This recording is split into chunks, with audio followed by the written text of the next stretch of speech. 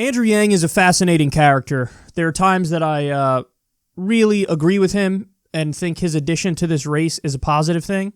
And there are times that I really disagree with him. So, I'll give you examples of each. I really agree with him. I like the fact that he's bringing UBI front and center into the national conversation and shifting the Overton window on that front. I think that's a positive thing. I think it's great that he's the only candidate who says we should decriminalize all drugs. That's a bold stand. It's a correct stance. And again, he's shifting the Overton window on this, and he's a much-needed voice of reason on that topic. What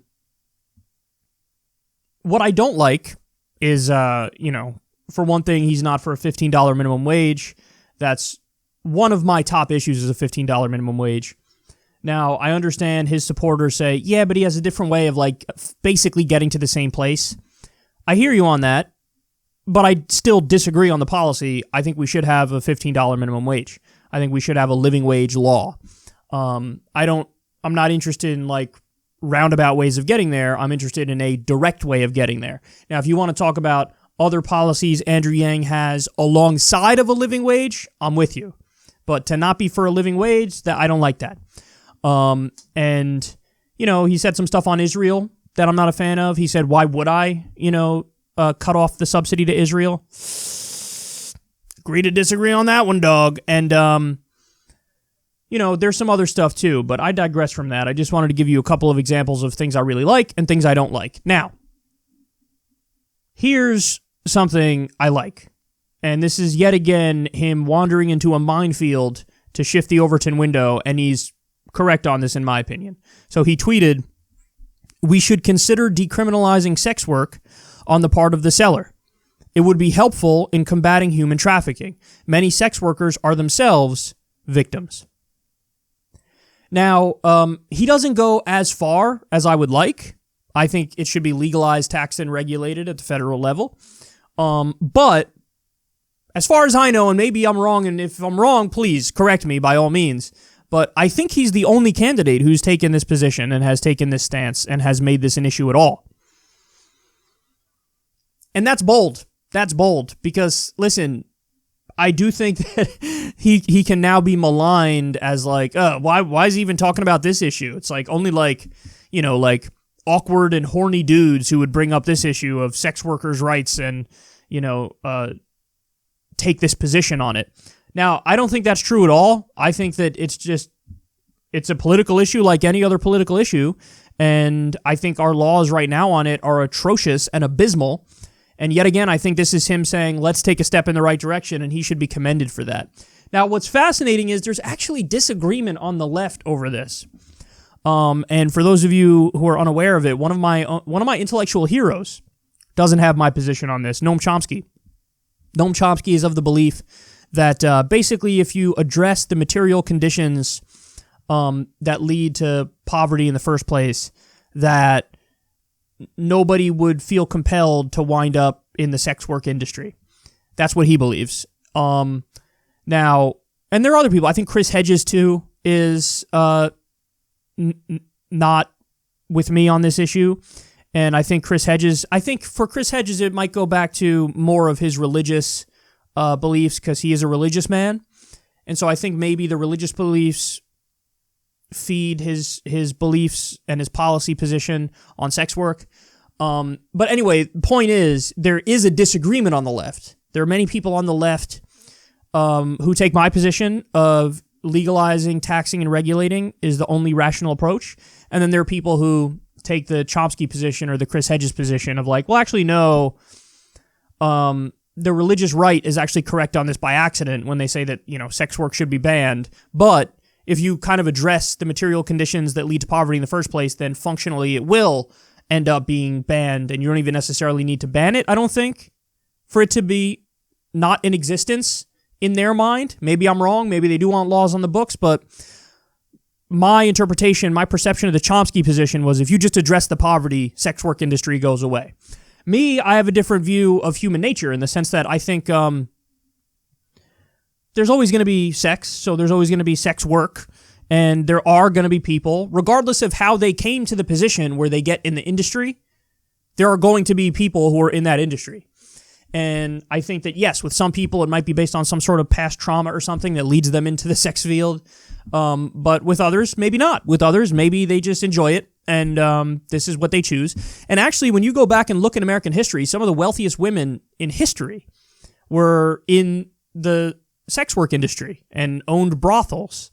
And but really, my main position, apart from the argument of just a freedom argument, let people do what they want if they're not hurting anybody else, apart from that, another reason to take this position is you actually massively, massively, massively reduce STD transmissions, and you reduce violent crime associated with the field.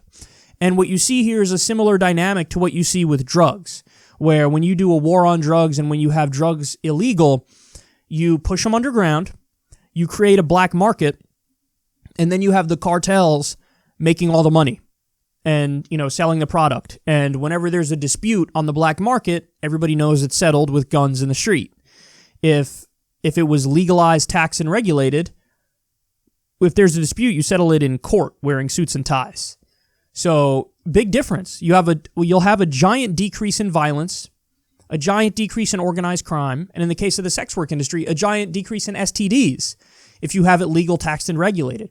It's actually already legal, taxed, and regulated in certain places in Nevada, and they have no STD transmissions, and people make a good living in the process of it. So, I think a lot of this stems back to a more Victorian era belief or a Puritan era belief of sex is evil and wrong and it should only be done to reproduce with the one you love. But I don't think that that's I don't think that position is indicative of the overwhelming majority of human history. I think that that's more of something that's more tied to old school religious indoctrination. And the more removed you are from the religious indoctrination, the more you view it through the eyes of it just is what it is. It's a part of human nature. And so therefore there should be no negative taboo associated with it. And if there's no negative taboo associated with it, then people should be able to freely choose and make that decision. And in the process, again, we have the massive benefits of a giant decrease in crime and a giant decrease in STD transmissions. So I want to commend Andrew Yang on this one. I think he's 100% right to talk about decriminalizing sex work. He says on the part of the seller. I would go a step further and legalize, tax, and regulate at the national level. But, and here's the deal, guys, I honestly believe this, I don't think you could have a man running for president taking the position that I just espoused. Because I do think that they would be maligned as, as being some sort of pervert weirdo who's for a terribly immoral position. I think that the only way we'd ever maybe get to that point is if you have a charismatic female running for office, and the charismatic female takes the position of, legalize, tax, and regulate sex work. But Andrew Yang started going down that track. He at least took a step in that direction. And the step is, he said, again, I'll read it for you, we should consider decriminalizing sex work on the part of the seller. It would be helpful in combating human trafficking. Many sex workers are themselves victims. So what he's saying is, it should still be illegal for a buyer, somebody who says, are you X? Do you do this? That should be illegal, and they could be arrested. But if it's the seller, that they shouldn't be treated as criminal, they shouldn't be put behind bars, that should be decriminalized. Because oftentimes you see, it depends on what state you're in, I think, but if you watch the show Cops from back in the day, or Live PD or whatever, in some states they would arrest the prostitute, the seller, and the buyer. And what he's saying is, no, it's not this. The person who's selling is not really the problem here. That should be decriminalized because, it's just a primitive, draconian thing to arrest the seller in that instance. I mean, I'd argue it's probably primitive and draconian in both, but at least he's taking us a step down the path that I think makes more sense.